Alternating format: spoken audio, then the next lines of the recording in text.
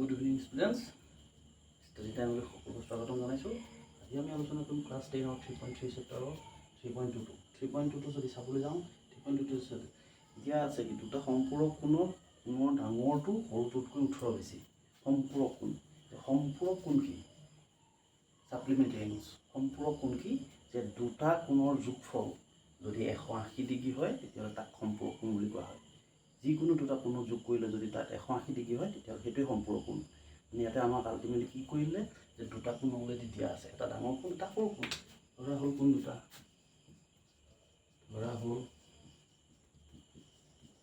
দুটা x আৰু y য'ত x কেইটাতে নাই x আৰু y কোণ দুটা আমি ধৰি ললো ধৰাৰ লগে লগে ইয়াতে ধৰি লৈছো আৰু এটা বস্তু ধৰিছো যে x টো ডাঙৰ y টো সৰু মানে ইয়াতে আমি কন্ডিশনটো ধৰি ললো ধৰাৰ লগে লগে এটা কিছুমানত কৈছে সম্পূৰক কোণ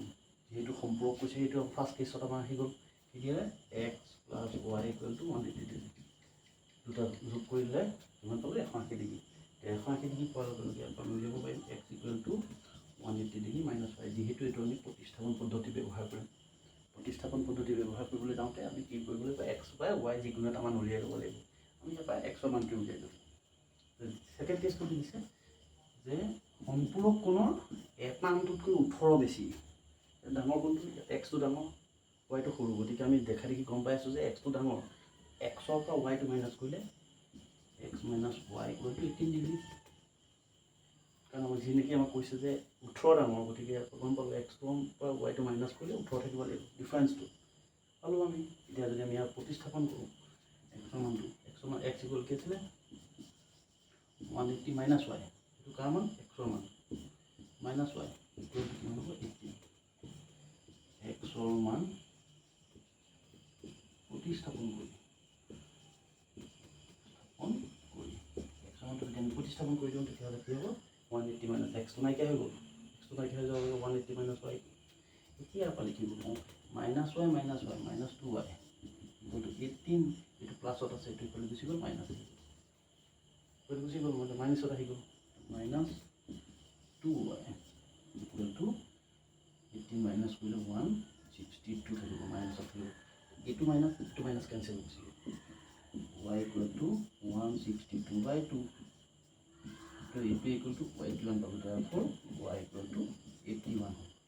y মানটো আমি পাই গ'লো যেহেতু y মানটো আমি পাই গ'লো ইয়াৰ পৰা আমি y মান বহাই দিওঁ y ৰ মান একত বহুৱাই পাওঁ একটো কি আছে x = 180 degree minus x = 180 degree minus y 180 y মানটো আমি কিমান পালোঁ 81 পালোঁ ইয়াৰ পৰা আমি মাইনাছ কৰি দিওঁ ইকুৱেল কিমান হ'ব 99 x ৰ মান এতিয়া x = 99 y = 81